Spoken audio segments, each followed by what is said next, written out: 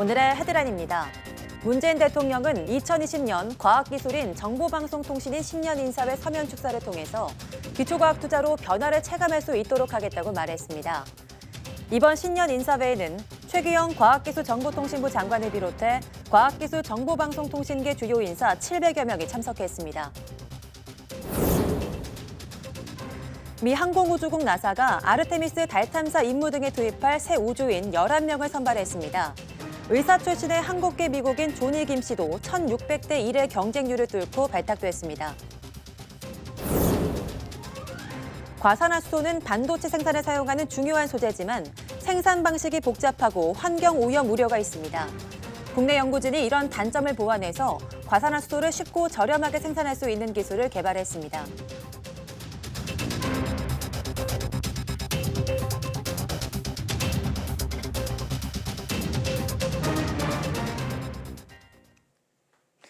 여러분 안녕하십니까? 1월 14일 사이언스 투데이입니다.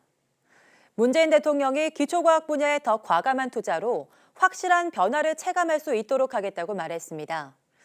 문 대통령은 2020년 과학기술인 정보방송통신인 신년 인사회 서면 축사를 통해서 국가의 명운이 과학기술과 ICT에 달려있다며 기초과학을 비롯해 데이터 네트워크, 인공지능 분야에 대한 과감한 투자를 강조했습니다.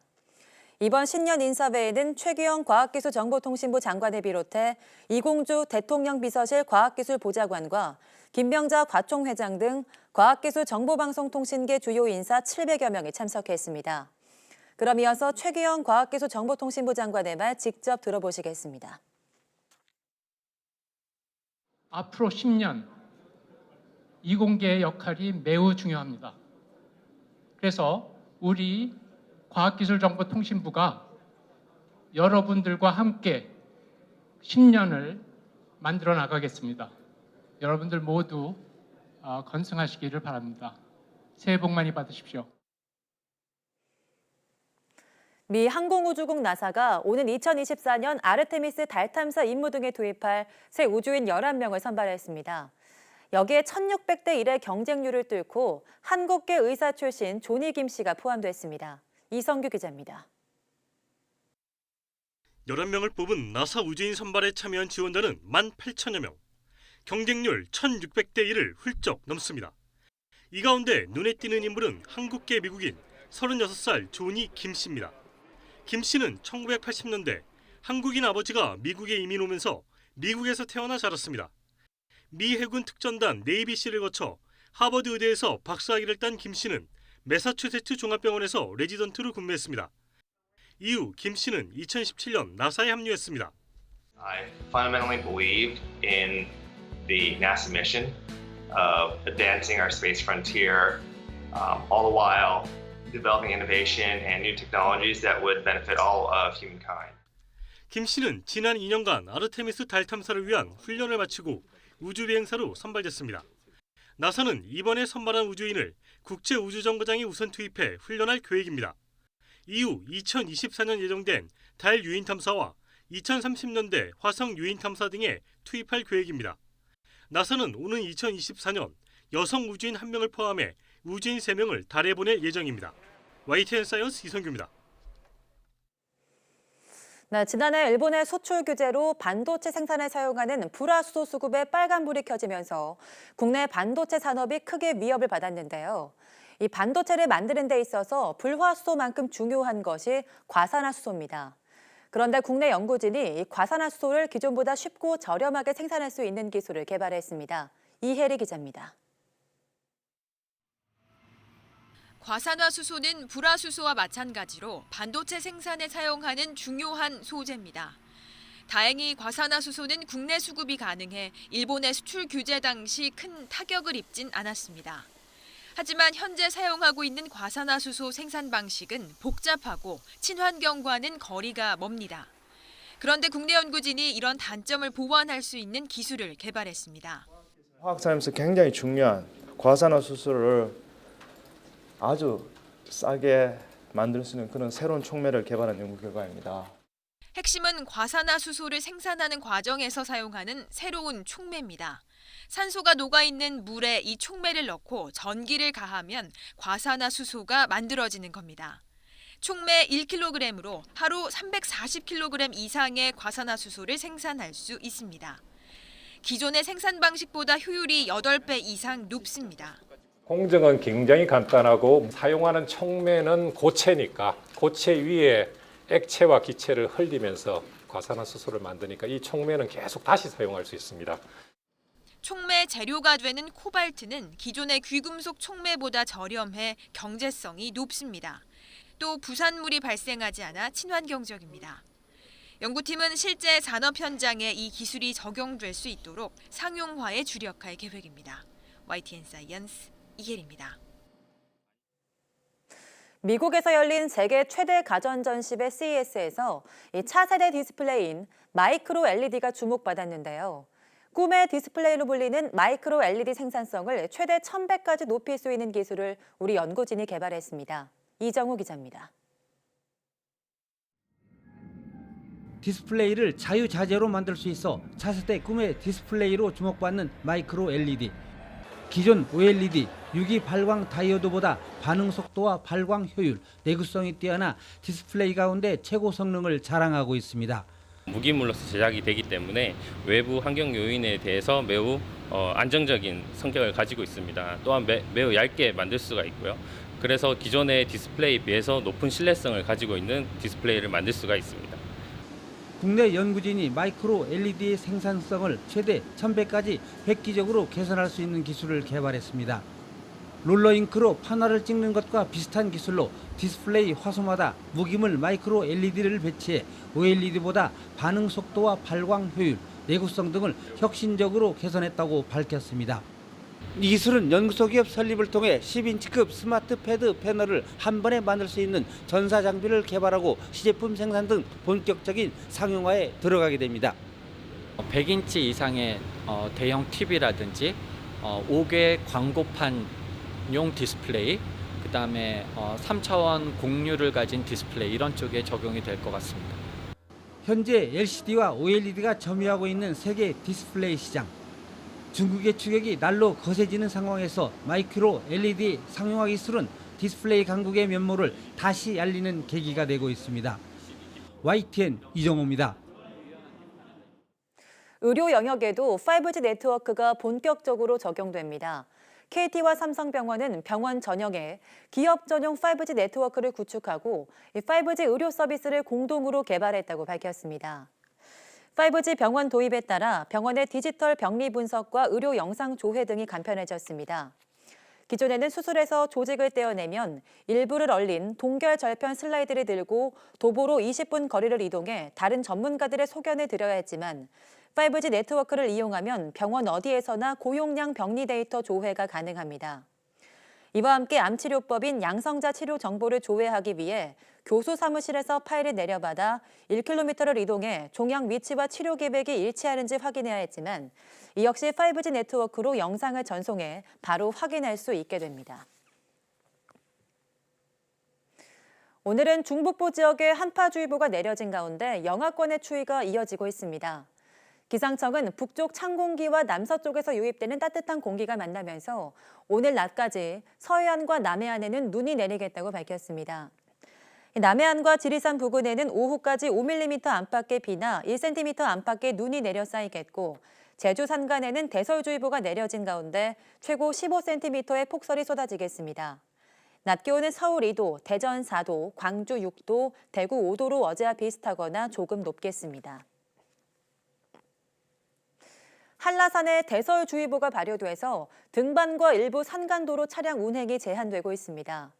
이 한라산 윗세오름에 9cm의 눈이 쌓이는 등 밤새 눈이 내려 정상까지 오를 수 있는 등반로는 진달래 대피소까지, 어리목과 영실 코스는 윗세오름까지만 오를 수 있고 돈내코 코스는 입산이 금지됐습니다. 한라산을 지나는 제1, 제2 횡단도로는 눈이 쌓여 언구간이 있어서 대형과 소형 차량은 월동장구를 해야 운행할 수 있습니다. 제주지방기상청은 오늘 오후까지 산간과 중산간 지역에 눈이 내려 쌓이겠다며 시설물 관리에 신경 써야 한다고 밝혔습니다.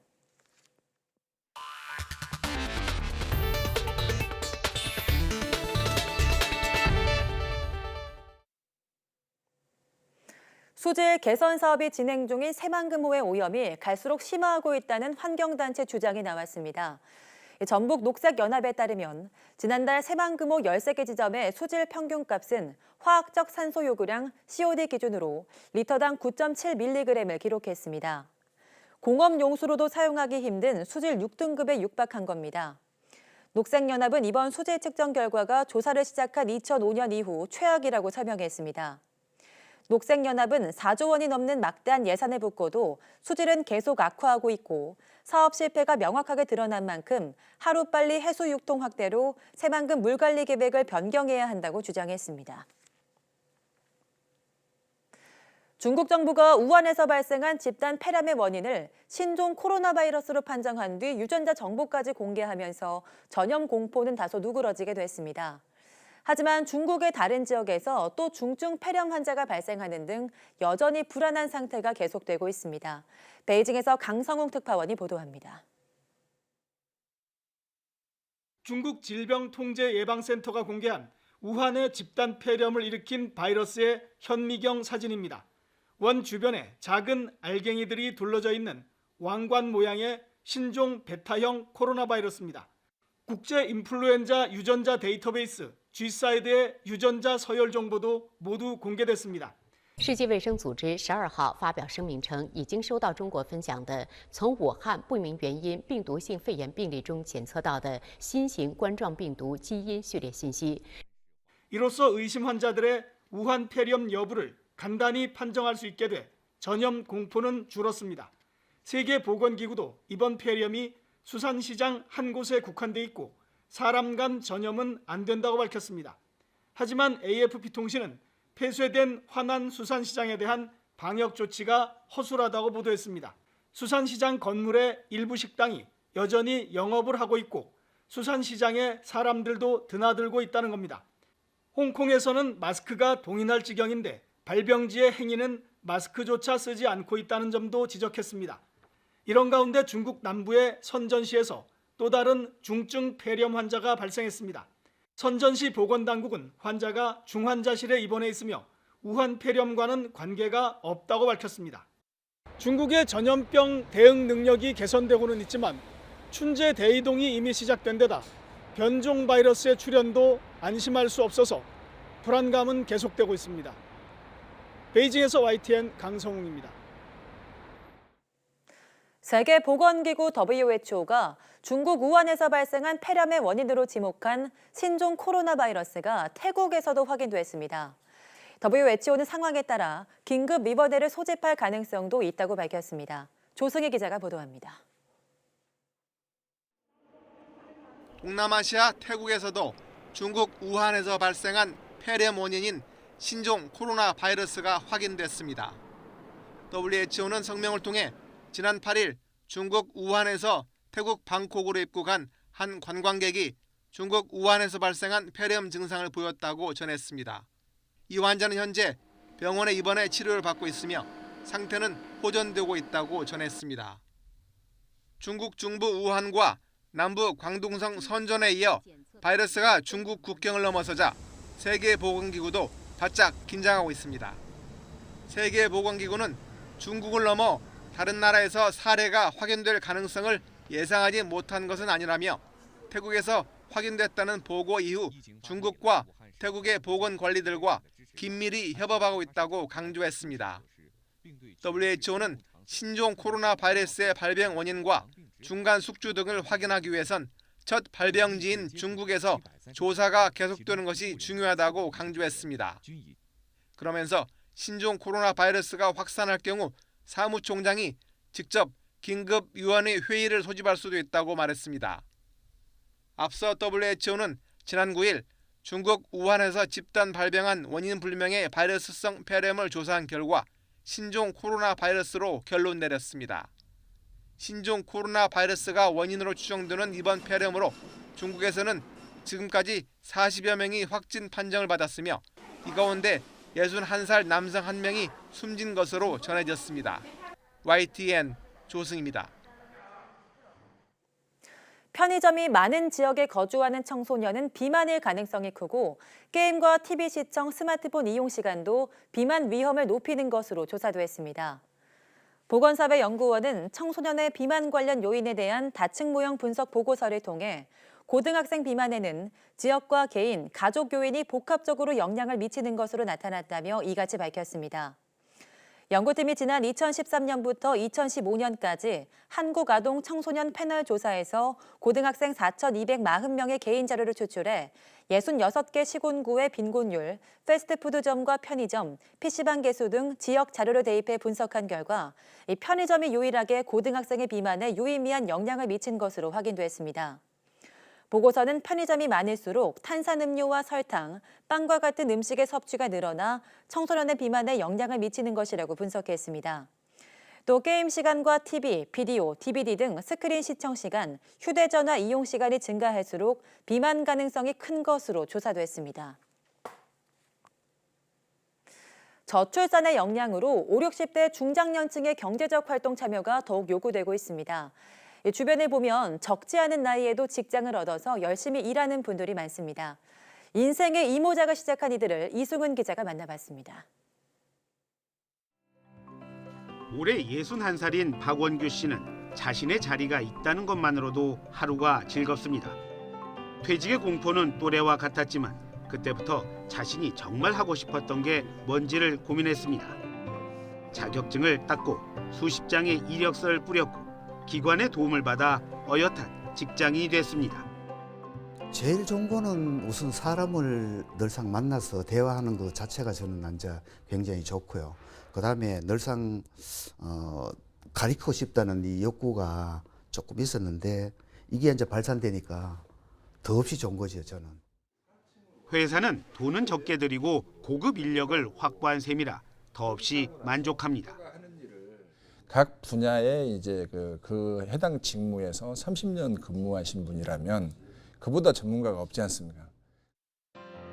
중장년의 취업을 돕는 이곳에 오늘은 특별한 손님이 찾아왔습니다.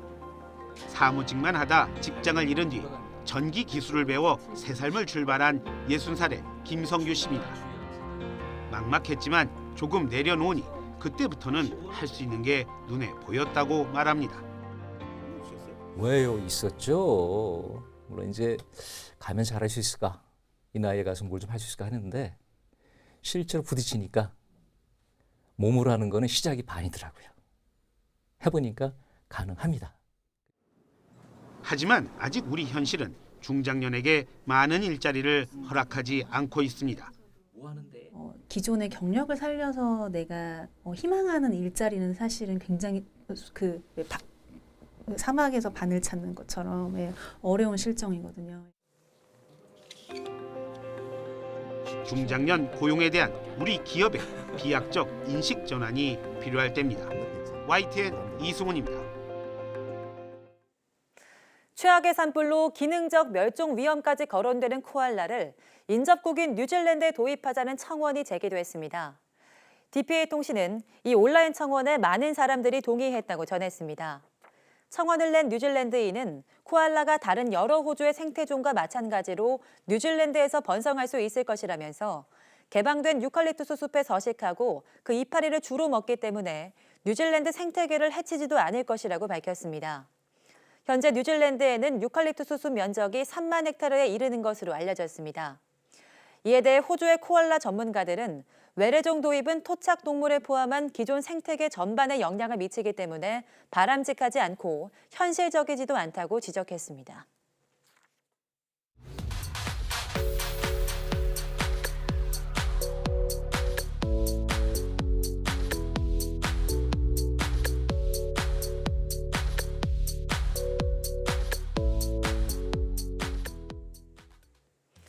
네, 올겨울 뉴스에서 블랙아이스란 단어 많이 들어보셨을 겁니다. 기온이 갑작스럽게 내려갈 경우 도로 위에 녹았던 눈이 다시 얇은 빙판으로 얼어붙는 현상을 말하는데요. 얼마 전 상주 영천 고속도로에서 발생한 사고, 또 합천에서 발생한 41중 연쇄 추돌 사고 모두 이 블랙아이스가 원인이었습니다. 오늘 오후 사이언스 투데이 날씨와 개론에서는 블랙아이스에 대해 이야기 나눠보겠습니다. 모두 많은 시청 바랍니다. 함께해 주신 여러분 고맙습니다.